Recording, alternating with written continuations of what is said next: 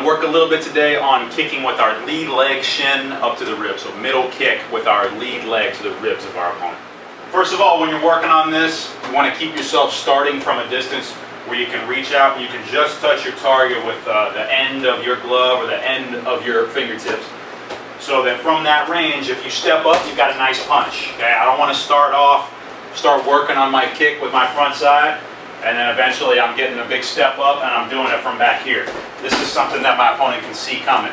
Okay? So I want to execute it from a spot where my opponent can't tell what I'm going to do. I'm at a range where I can step up and punch, I can step up and knee, or I can step up and hit that kick. Okay? So as you're working on this and you're repping it, don't let yourself get too far away, because this can be seen coming. We don't want to practice this, doing this from back here. That's going to be real easy for our opponent to see coming and defend and counter. So we always start from this distance here where I can reach out, I can just touch it with just the end of my glove. So I'm going to take my rear foot, I'm going to step, and I think about it as a 45-degree angle. I'm pointing where my kick's going to go, and then I'm going to turn my heel. When I come up into my kick, I'm going to turn my heel through my kick, but I'm starting off already with my toes pointing where my kick's going to go. So don't step up and put your toes this way, because then your kick with your lead side leg is going to go upward. We don't want it to go upward, we want it to go that way and chop through our opponent. So start from this range, small step, leave yourself room. My toes are going to become about even with my lead side toes. Keep this side hand up, you're starting off both hands up. This side hand is going to stay up, going to swing with your lead side hand down past your hip, get a little bit of height, and then turn through and kick that rib of your opponent and reset, okay? So I put myself at range, small step, this hand stays, this hand swings, get a little bit of height, then turn over and swing, and it's going to bring that hip through, and we kick the rib, okay? Want to stiffen that leg out right when it's about to hit, so your hip is going through like a whip, and then right when it's about to hit, bang, stiffen our leg out so that we get, bang, the maximum impact, okay? So start off, touching with our front side, small step, boom, and kick to the rib, okay? This is just a step up middle kick with our lead leg shin.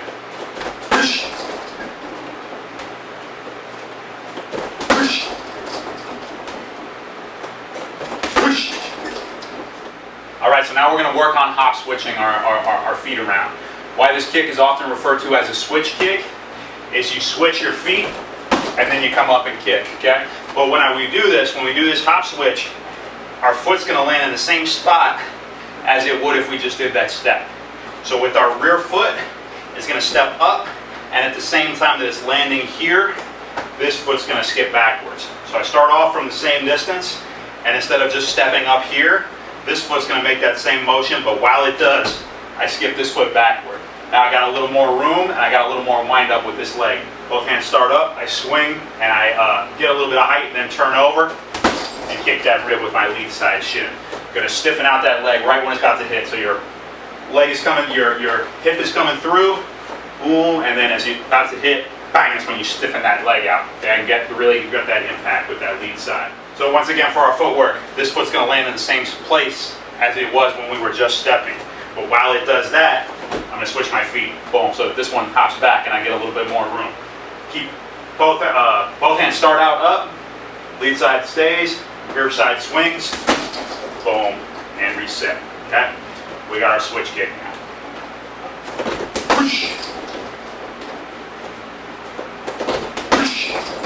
As you work on this switch kick, as you're getting used to where your feet are landing and launching up into this kick, it's okay if you pause for a second. So it's okay if you start feeling like your feet are not landing in the right spots, like you're hop switching and this foot's landing too close to the bag. This will mess up your whole kick, by the way.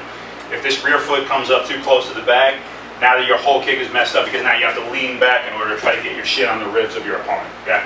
So you can't land too close with this rear foot. You got to leave yourself room so that you can turn through your kick and turn that hip over into your kick. Now as you're working on this switch kick, if you need to make sure where your feet are landing and pause for a second and then come up and kick, that's all right at first, okay? Make sure your feet are placed right, press up, kick, make sure you reach that rib. Look where your feet are landing, press up, swing, and land that kick on that rib, okay? But as you practice more and more, we want to go from that hop switch up into that kick fast, so that we can beat our opponent, because if we stop for a second after switching, our opponent's going to know what we're going to do, and they're going to have the chance to block and counter.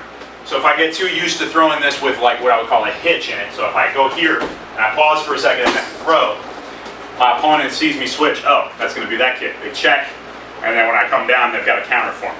Okay? So what we want is to place our feet, and as soon as they're placed, we come up into that switch kick. Okay? So we start from this distance, switch up. So before my opponent can catch a beat on what I'm doing, I'm already up into my kick. So all this needs to be fluid. From here to switch up, all one motion. Okay?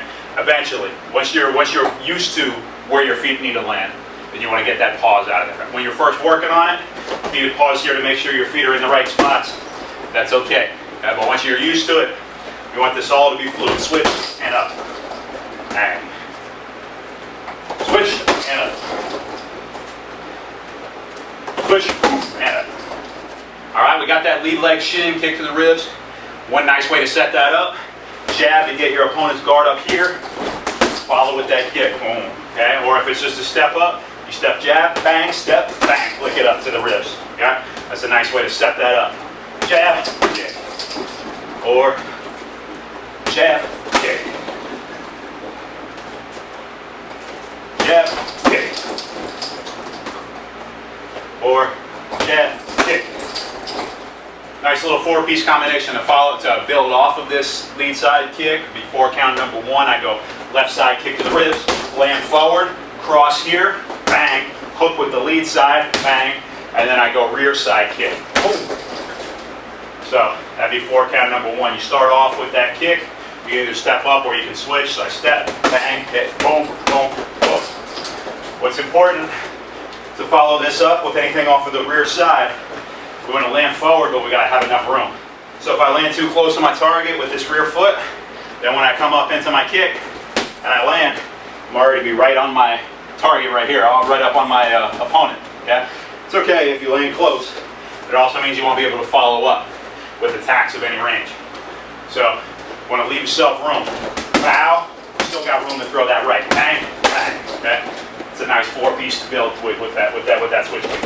1, 2, 3, 4. 1, 2, 3, 4. 1, 2, 3, 4. All right, two ways to find that kick, that lead side kick to the ribs with that lead side shin. All right, these have been good help. Please join us at the end of the week for the video workout. Thank you very much. Cook and Prep.